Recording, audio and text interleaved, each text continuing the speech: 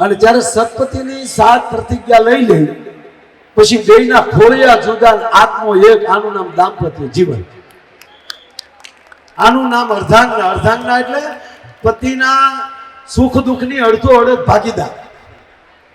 સુખ હોય તો અડધો અડધ ભાગીદાર, દુઃખ હોય તો આખી દુનિયા એના ધણીને આંગળી સીનતા હોય અને ઈ ધણી મૂંઝાઈ ગયો હોય, બહાર નો નીકળ્યો તો હોય, ત્યારે એની અર્ધાંગના એમ કહે ને કે મૂંઝાઈને હું બેઠા, હું તમારી પાસે બેઠી છું, તેથી માણસને જીવતદાન મળી જાય. પણ જો ઈ જ મળે કરે, અમને ખબર જ હતી, આખું જ આમ કહેતું છું, તેથી ગોબો ઉપડી જાય.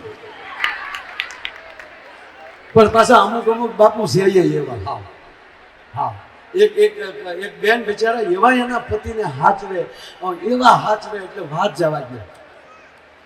જમવા બેસે તો ગરમા ગરમ લાઈવ રોટલીઓ, બોલી સેજે ઠરી ગઈ હતી એ એક બાજુ મૂકી દો, આલ્યો આ ગરમ ખા, એ ટાઢી છે ને હું ખાઈ જાય. હા હા.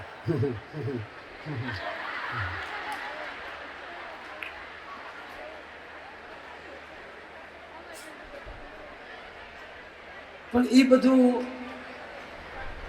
એમ થતા થતા 20 વર્ષ બાપુ વહી ગયા. આ પુરુષ છે ને, હું તમારી ભેગો છું, પણ આપણે છે ને એવા લખણ ખોટા છે, જાણી જોઈને તારક મહેતાના ઉલટા ચશ્મા ન થાય. જેઠાલાલ જેવા ઘણાને લખણ હોય.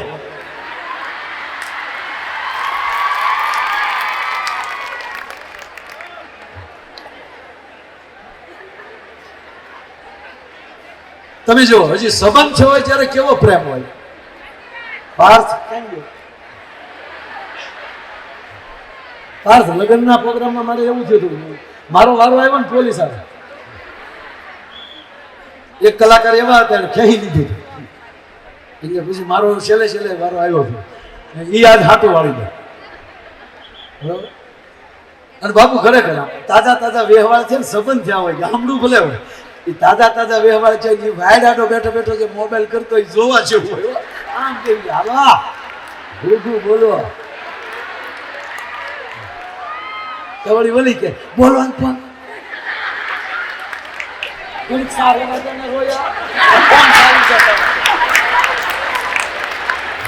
કોઈ નહીં, એ તો સા વાળો ભાઈ હતો. વળી પાછા તમે તો વેમીલા બહુ કોણ હતો.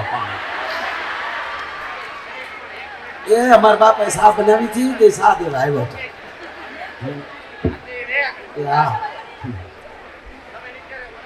પેલા મૂંગો મળી તારો ડોહો સાંભળે છે. ઓલો હેલો કરતો બેન ઘડીક ન બોલે ને તો 5 મિનિટના ફોનમાં ઓલો 15 વાર એમ કે ડાર્લિંગ કાંઈક તો બોલ, બકા હમણાં નવું આવ્યું, બકા કાંઈક તો બોલ. ઓલી શું કે મમ્મી બેઠા છે. બાપુ 5 મિનિટના ફોનમાં 15 વાર ઓલો એમ કે કાંઈક તો બોલે, તું બોલ ને, એવું મીઠું નાખે છે. અને ઈનો મારો દીકરો લગ્ન પછી 20 વર્ષ પછી ઈનો શું કે તું મૂંગી બેસ ને. અરે તારો પ્રેમ ક્યાં મરી ગયો લુકેશ?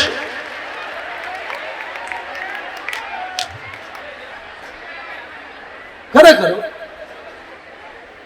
દાંપત્ય જીવન જે છે કે સુખ દુઃખના ભાગીદાર થાય. આ ભાગવત કથા ભગવાન કૃષ્ણ આપણને શું શીખવે છે? ભગવાન કૃષ્ણ એમ એને તમે ભાગવત વાંચી લ્યો તો ખબર પડે કે કૃષ્ણ અને રૂક્ષ્મણીમાં શું પ્રેમ હોઈ શકે, કૃષ્ણ અને રાધામાં શું પ્રેમ હોઈ શકે, કૃષ્ણ અને મિત્રોમાં ગોવાળોમાં શું પ્રેમ હોઈ શકે, મા દીકરાનો કૃષ્ણ અને જશોદાનો પ્રેમ કેવો હોઈ શકે, અને કૃષ્ણ અને સુદામા બે સખાનો પ્રેમ કેવો હોઈ શકે. પ્રેમનો સંપૂર્ણ કોઈ ગ્રંથ હોય તો શ્રીમદ ભગવાન ભાગવત છે સાહેબ. એ ભગવાન કૃષ્ણનું વાંગમય સ્વરૂપ અહીંયા વ્યાસપીઠ ઉપર ભાગવતજી બિરાજમાન હોય. એટલે હું ઘડીક તમારે સામે અહીંયા ઘડીક આમ ગલથોલિયા ખાવા આવ્યો, અને અહીંયા તમે આ કાકડોતર પરિવાર અને આ સુરત રાજી થઈ જાય ને એટલે અમારું આખું વિશ્વ રાજી થઈ ગયું. ભલા મને તમે એટલા બધા આનંદ જ કરવો. એટલે ઓલી બિચારી ગરમા ગરમ રોટલી એમને વળી ભાઈને દેતી હતી. અને બાપુ 20 વર્ષ પછી પાછું કેવું થાય, ઓલી રોટલી ગયા એમાં બહેનોમાં એનો પ્રેમ થયો, પણ આ જેઠાવ ઝટકી જાય છે. એમાં ઓલો રોટલીમાં વાળ આવ્યો, આને તો ખીજાવું થયું, તે વાક જ ગોતતો હતો. હવે રોટલીમાં વાળ આવ્યો તો આ મળ્યો ચાલ્યું નાખવા. આ વાળ આવ્યો રોટલીમાં આખું છે કે કોડિયું છે? તો ઓલી બિચારી કીધું કે પણ ઈ રોટલી એકવાર મૂકી દો ને, બીજી બનાવું જ છું, મૂકી દો એક બાજુ. એટલે આવી રીતે લોટ બગાડવાનો, આવી રીતે કરવાનો.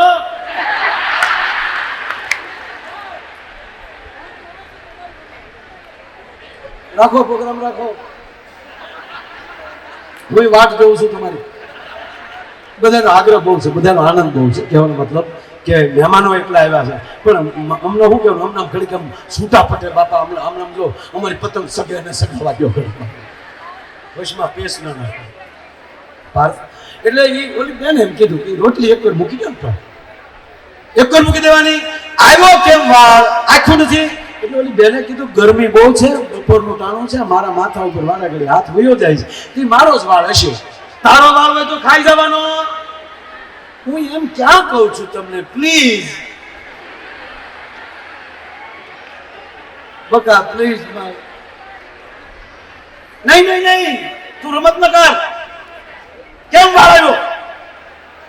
અરે પણ મારો વાળ છે, તારો વાળ ખાઈ જવાનો. હા, પછી બેન નો મગજ ગયો, રોટલી ને એક બધું મૂકીને બાજુમાં આવી.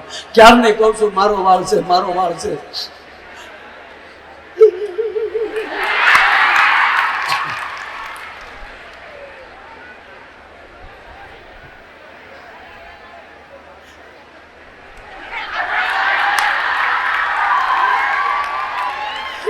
તમને દાદા રે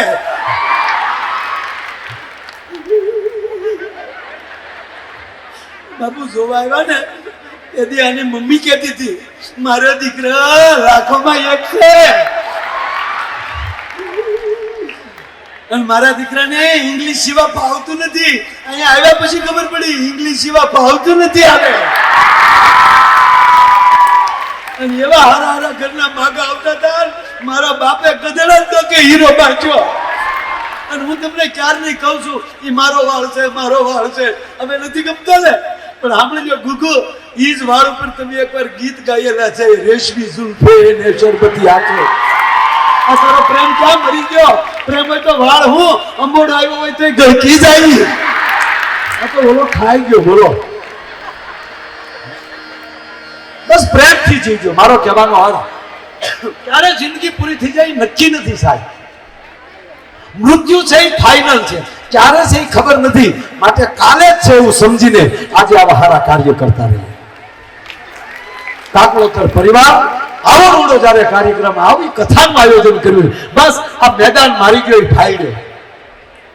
આજે વર્ષો પછી બાપુ જયારે ગોવિંદ કાકા ધોળકિયાએ કથા કરી છે ત્યારે જે માહોલ હતો ને એવો માહોલ આ ભાગવતમાં આજે પાછો બન્યો છે. આવા મોટા આયોજન જેમ આપણે એને યાદ કર્યા એમ કહેવાય કે સાહેબ પાછું ભવિષ્યમાં કોઈક યાદ કરશે. કાકલોતર પરિવારે કથા કરી હતી એવું રૂડું આયોજન થયું છે. એટલે બસ આવા સારા કાર્યમાં મોતીડા પરોવી લેજો, બાકી ક્યારે ભોગો ઉપડી જાય નક્કી નહીં.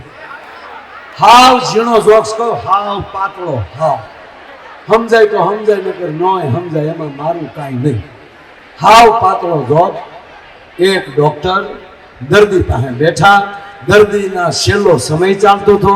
ડોક્ટરને થયું આ દર્દી જીવે એમ નથી, પણ મારાને કહેવું કેમ કે આ ગુજરી જાય તો એને બેહી જાય ને બેહી જાય પટદીન બેહી જાય તરત નાન્યા લઈ જાય. એ ભણતો તેથી નહોતો બેહતો કારણ કે કેમેરા વાળા છે. એ તો સાહેબ કહો ઘરનો ડાયરો છે. મૂળ વાત ડોક્ટરને થયું કે કેવું કેમ કે તું ગુજરી જવાનું છો. એટલે નિમાણાથી ડોક્ટર બેઠા હતા, દર્દી હતા. કીધું હું ડોક્ટર સાહેબ મુજા કે કાંઈ નહીં, બિલની ચિંતા છે. કઈ બિલ નહીં કે બિલની નહીં દિલની. કે પણ તકલીફ શું છે? કે તકલીફ કાંઈ નથી ડોક્ટર કહે. પણ ભાઈ તમને એક વાત કહું. દર્દીને કે દર્દી કે કયો ને, કે તારા મોબાઈલમાં ડિલીટ કરવા જેવા મેસેજ પડ્યા હોય ડિલીટ કરી નાખજે.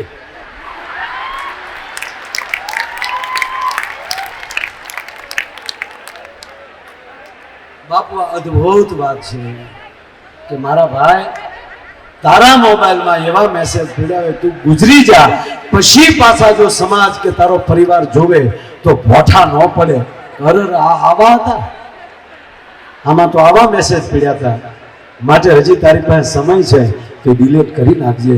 એમ કહેવાય કે બાપ, આપણે માણા છીએ, ભૂલોથી ભર્યા હોઈએ, પણ જીવીએ છીએ ને ત્યારે આવી ભાગવત કથાઓમાં આવીને કાંઈક આપણે ભૂલી રૂપી કાંઈ એવા મેસેજ પડ્યા હોય ને એવા ડિલીટ કરીએ. કારણ કે ગયા પછી જગત આપણને યાદ કરે. ભલા મને આખી જો આપણે પ્રેમની ને લાગણીની વાતો થાય, બધે ન હોય. એક ફેક્ટરીમાં બાપુ આગ લાગી, એક ફેક્ટરીમાં એવી આગ લાગી કે કોઈ એમાંથી બચ્યું જ નહીં. પણ કંપનીનો માલિક બહુ સારો હતો. કંપનીનો માલિક ડાયરેક્ટ મીડિયા સામે આવી ગયા અને સરસ જાહેરાત કરી નાખી કે ભાઈ, જે આ ફેક્ટરીમાં જે કંપનીમાં જે કામ કરતા હતા એ લોકો મારા કર્મચારીઓ નહોતા, મારું પરિવાર હતો. જેટલો મારો અધિકાર કંપનીમાં છે એટલો જ અધિકાર, કારણ કે વયા ગયા પછી આવું બધા બહુ કે જેટલો અધિકાર મારો હતો એટલો જ મારા કર્મચારીઓનો અધિકાર છે. માટે દરેકના ખાતામાં જેણે જેણે જીવ ગુમાવ્યા છે એના દરેકના ખાતામાં 51 લાખ રૂપિયા કંપની નાખશે.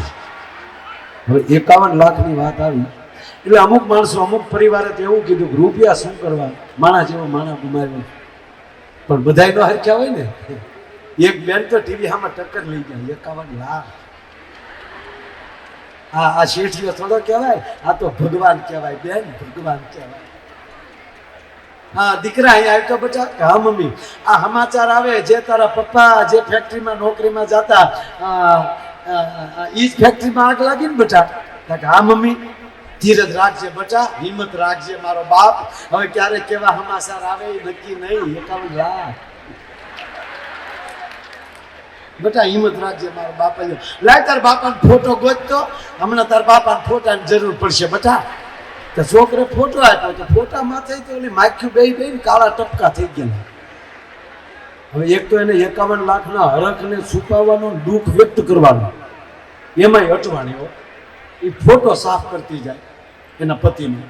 એ તમારા આત્માને સદગતિ કરજો, વાહે ડાયરો કરશું, ભાગવતે કરશું. 51 લાખ તમારા આત્માને સદગતિ કરજો. હજી આમ વાતું કરતી હતી ને ત્યાં દરવાજે ટકોરા થયા.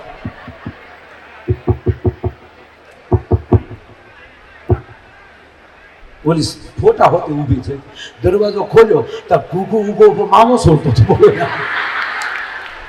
આ તો બાઈ ટક્કર લઈ ગઈ કે આ કોઈ બચ્યું નથી ને આ આવ્યો ક્યાં છે. પણ એને શું થયું કે આ પદ્માને મળવા આવ્યો લાગે, એટલે એનું નામ પદ્મા હતું. આ બે જણા કે આ ભૂત થઈને મળવા આવ્યો લાગે. એને કોકે કીધેલું ભૂતના પગ અવળા હોય, આને જોયું તો આ તો સકળ પગાના સીધા પગ હતા. હા એટલે ઓલો ઉભો કે શું સમજો છો કે કાંઈ નહીં, તમારી ફેક્ટરીમાં આગ નથી લાગી? કે લાગીને સમાચારમાં તો હવે કોઈ નથી બચ્યું. બોલો કે કોઈ નથી બચ્યું. તો તમે, હું માવો લેવા બહાર ગયો તો. પછી જે બહાર ખીજાણી કેતું નહીં કહો માવા બેન કરો, માવા બેન કરો, પણ વ્યસનમાંથી બહાર નથી નીકળવું. કારણ કે માવો 51 લાખનો છો સાહેબ. આ એની વાતો ન રે મારા વાલા.